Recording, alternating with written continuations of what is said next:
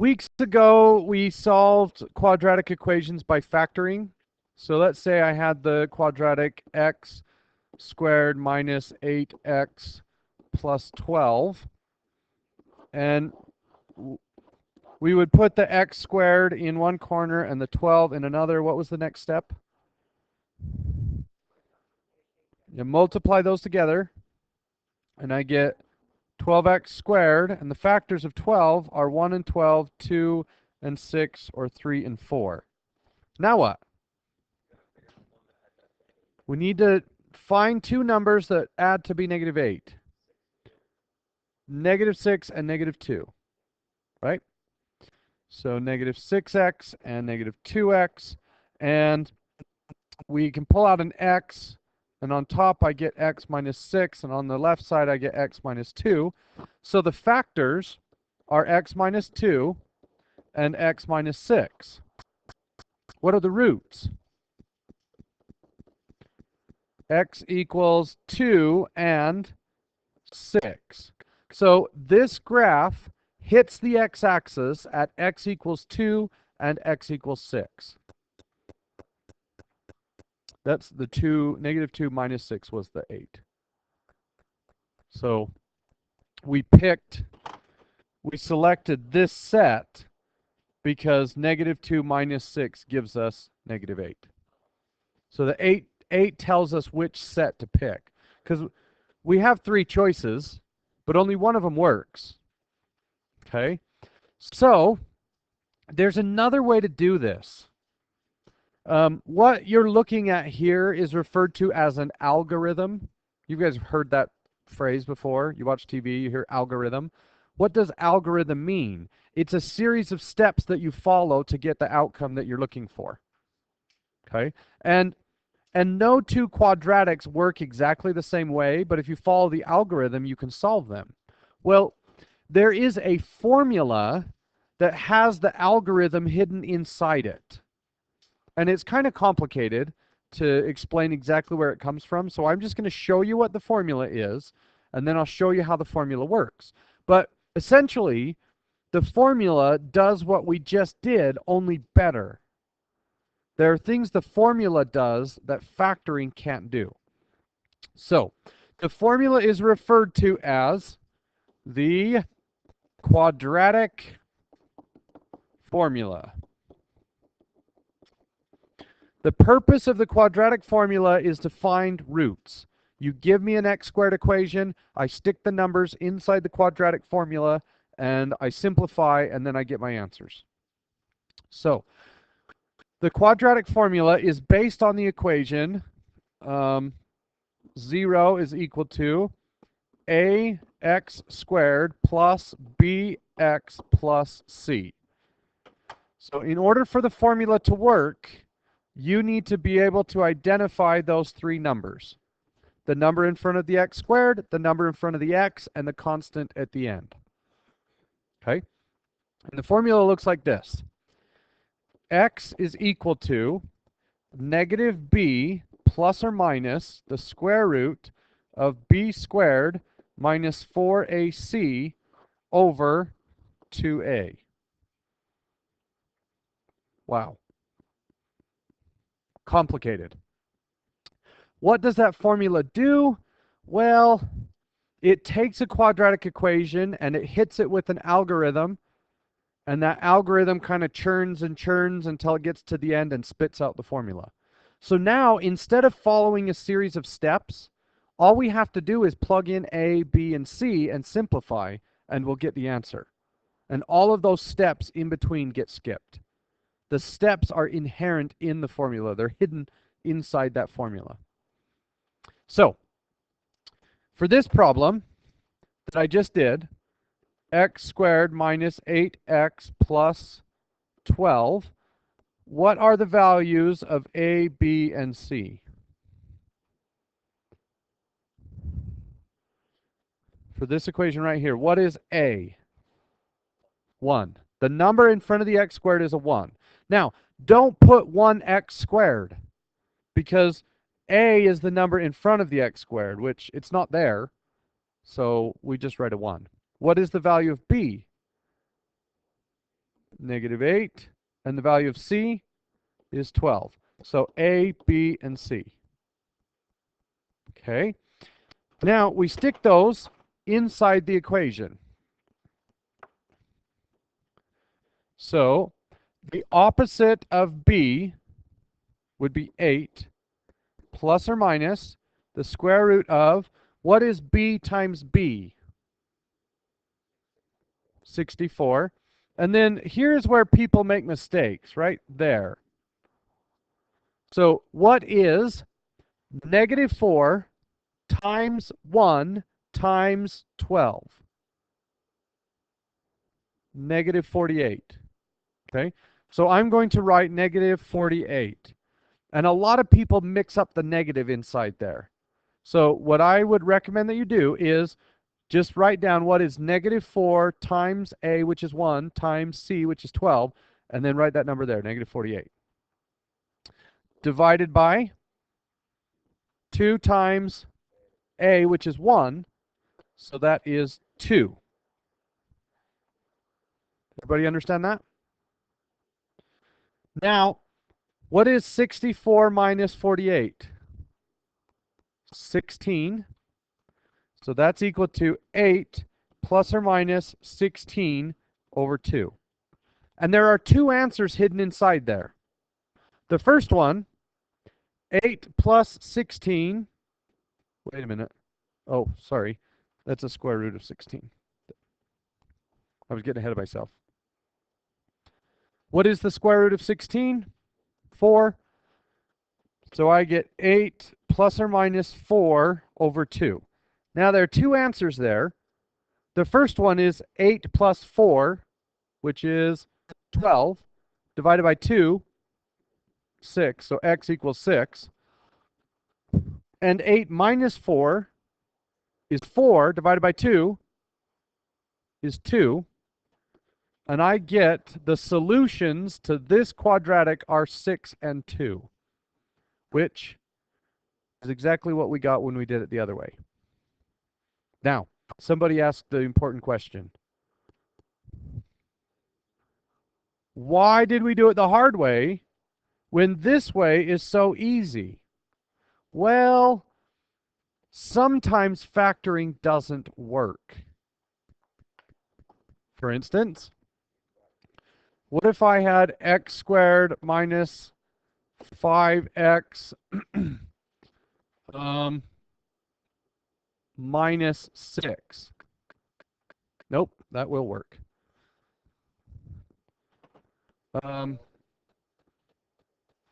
Minus, let's do minus 8. So I try to factor it. X squared and negative 8. Multiply those together. I get negative 8x squared. And my choices are 1 and 8 or 2 and 4. Which one of those will build a 5? There aren't any. Now, does this graph hit the x-axis? It actually does. Then why didn't it factor? It's not because it only hits it once. It's not because it's a bounce. It's because the places that it does hit are not very nice numbers. Okay? If the answers are whole numbers or fractions, then the equation will factor. So if the roots are 7 and negative 3, then factoring will work. If the roots are 1/2 and 5/4, factoring will work. But if the answers are like pi and the square root of 7, there's no way to factor it. Okay? So factoring only works when the answers are fractions or whole numbers. The quadratic formula always works, every time, even when the answers aren't very nice. Which is why we study the quadratic formula. So, formula, it's right here on the wall. Negative b plus or minus the square root of b squared minus 4ac over 2a. Do you think you can memorize that? I promise you by the end of class, you will not forget it, and you wish you would be able to. You won't need to. By the end of class, you will think, I want this formula out of my head, and it will keep you up at night. Nope, even better. So, what is, in this case, what is negative b?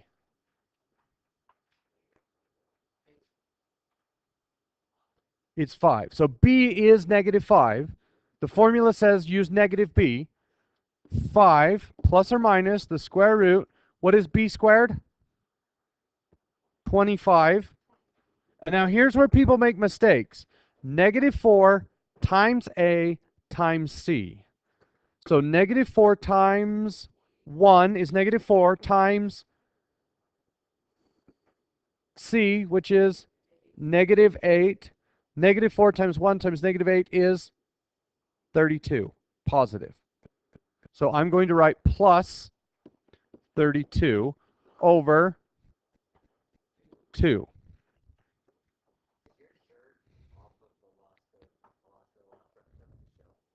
I don't think so. You might. Bought it at a souvenir shop in Alaska. Okay, now, I think so. Is that where they have the fish scoopers? Like the fish, what do they call those? Mm-hmm. Yeah. So 25 plus 32 is 57. So 5 plus or minus the square root of 57 over 2. Well, we need to figure out what those numbers are. So I turn on my calculator. And you have to do this right or it isn't going to work. I'm going to do parenthesis 5. Well, that's not a 5. Parenthesis 5 plus the square root of 57. Close the, oops. And when you close this second parenthesis, it has to be on the outside of the square root. And then, so close that, divided by 2. And it might make more sense to you to do it this way. 5 plus the square root of 57, enter, and then divide it by 2. So one of the answers, oops. One of the answers is x is equal to 6.27. And you can see that's not a very nice number. It goes on forever, and it never repeats. So for the other one, 5 minus the square root of 52, hit enter, and then divide it by 2. Oh. How about 57? 5 plus the square root of 57 divided by 2. So it's actually 6. Oh, I did it right the first time, right? All right. 5 minus the square root of 57. Is it Friday yet? Divided by 2. And I get negative 1.27. Should I put parentheses around those two numbers? No. A lot of people do on tests, but it's not a point. It's two x values. So if you write parentheses around it, you're saying either x is 6.27 and y is negative 1.27, or you're saying every number in between those two. So don't do that. So I did 5 minus the square root of 57 divided by 2. So there are two answers hidden inside this. Okay? All right, let's look at another one. 6x plus 1. And let's do plus x. So 6x plus x minus, nope, plus 3. Oh, squared. There we go. Where does this hit the x-axis? Well, negative b is negative 1 plus or minus. What is the square? What is b squared? Nope, b squared is 1. So there's a 1 right there. B squared is 1. Now, negative 4 times a, 6, times c, negative 3, or positive 3.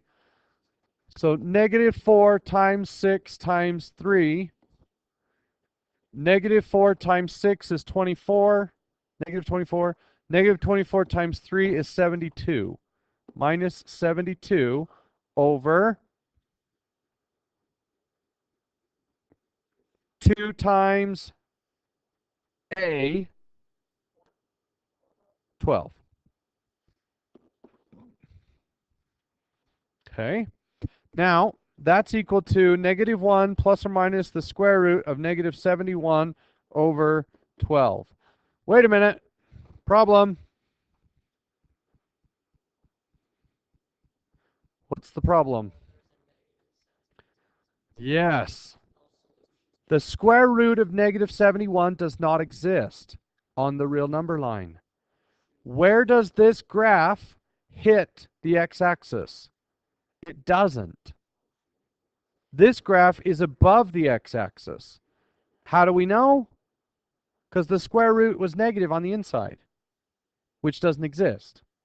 Okay, so there's a section in your homework today that says, how many real solutions are there? Well, this one has 0. Okay, so you could get 2 numbers when you solve it, or you could get 1 number when you solve it, or you run into this and there are no answers that are real. Now, it turns out that this number, these 2 numbers are significant. They do have a purpose, but the graph misses the x-axis. So every quadratic that misses the x-axis will have imaginary roots just like this. Okay. So in your assignment today, it says find the values of A, B, and C. That's pretty easy. So all you have to do is order the equation the right way and then say what A, B, and C are. So if I had 5x plus 3 equals negative 6x squared, what do I need to do to that in order, I meant positive 6x squared. What do I need to do to that in order to identify A, B, and C? I need to move the x squared to the other side. So minus 6x squared. And now, what is A? That cancels. A is negative 6. B, oh, that's not an equal, sorry. B is negative 5, and C is 3. Okay. What if I moved everything to the other side?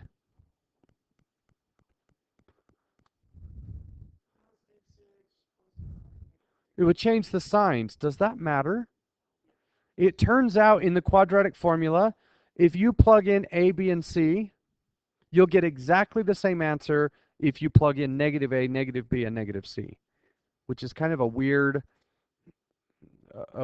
happening with the quadratic formula, but that's what happens.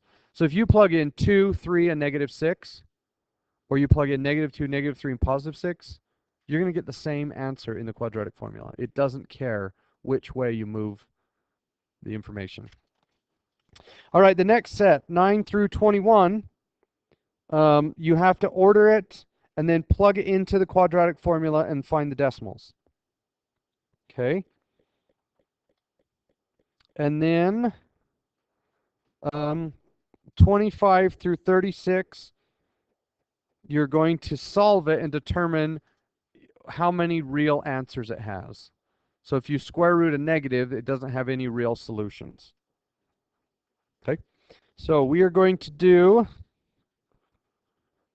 3 through 35 odd, but we're going to skip number 23. So 4.5, 3 through 35 odd, but you guys are going to skip 23. Okay, now, hold on. How do we memorize the quadratic formula? The most annoying YouTube video ever. Oh, it's a song. I'm going to burn it into your brain.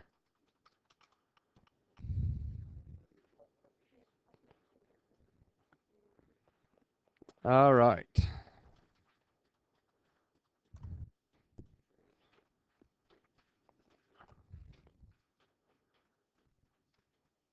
Okay. The formula is x equals negative b plus or minus the square root of 4ac all over 2a. Get ready. Yes, it will. But apparently my sound is off. Stop.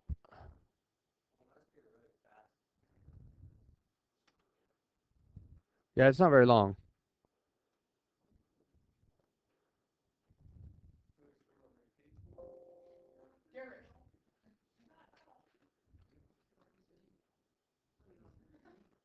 Quadratic formula is negative b plus or minus the square root of b squared minus 4ac all over 2a. The quadratic formula is negative b plus or minus the square root of b squared minus 4ac all over 2a. Okay, now that one's not as much fun. That's the song, but there used to be another video on here that was just embarrassing. Oh no, I don't see it.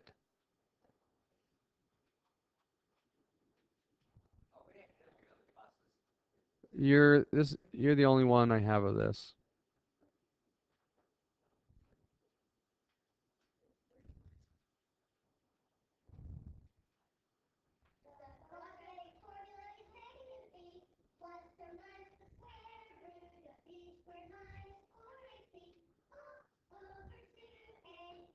And they sound like they're fourth graders.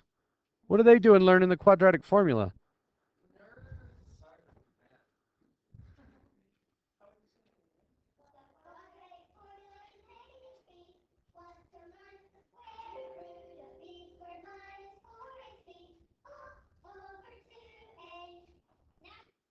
You got it?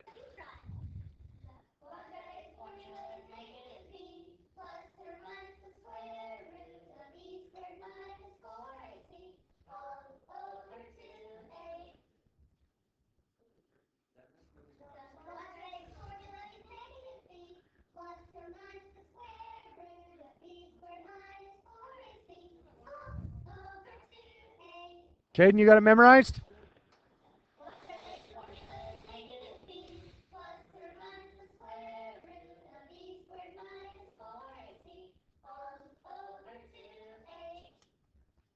All right, there you go. Get to work.